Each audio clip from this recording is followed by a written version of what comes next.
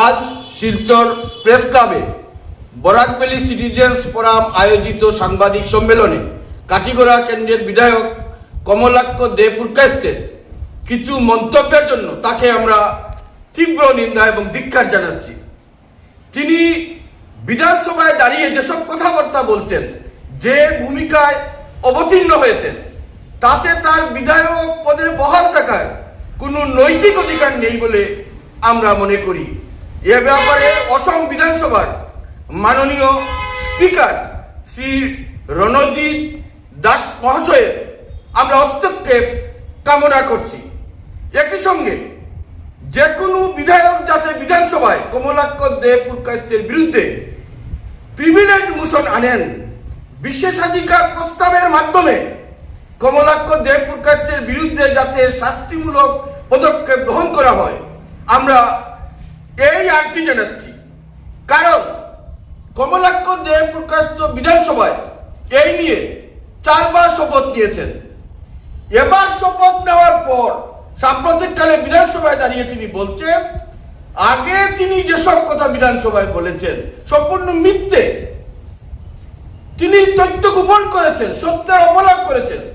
একথা তিনি বিধানসভায় বলতে পারেন না, কারণ তিনি ঈশ্বরের নামে শপথ নিয়েছেন, তিনি সত্যনিষ্ঠ প্রতিজ্ঞাবদ্ধ হয়েছেন যে কখনো মিথ্যার আশ্রয় নেবেন না। তাই একথা বলে পরিষদীয় রীতিনীতিকে তিনি লঙ্ঘন করেছেন।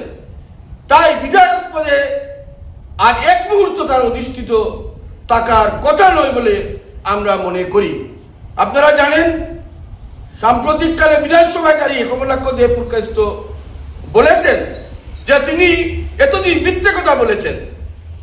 সেই পবিত্র সদনে দাঁড়িয়ে এই যে কথাটুকু তিনি বললেন 4 বারের বিধায়ক হওয়ার পরে, তিনি জনগণের সঙ্গে বিশ্বাসঘাতকতা করেছেন।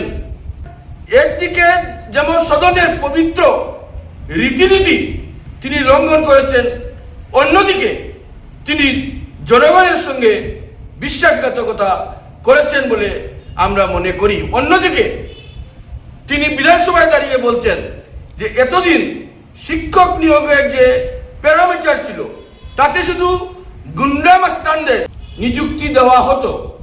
আমরা মনে করি একথা বলে তিনি রাজ্যের সকল শিক্ষককে কার্যত অপমান করেছেন। একথা বলার তার কোনো নৈতিক অধিকার নেই। গুরুতর আপত্তিজনক কথা বলেছেন। অবশ্যই এর জন্য তাকে শিক্ষক সমাজের কাছে ক্ষমা প্রার্থনা করতে হবে। প্রকাশ্যে তাকে এ ব্যাপারে বিবৃতি দিতে হবে। একই সঙ্গে এ ব্যাপারে বিধানসভার অধ্যক্ষেরও আমরা হস্তক্ষেপ কামনা করছি।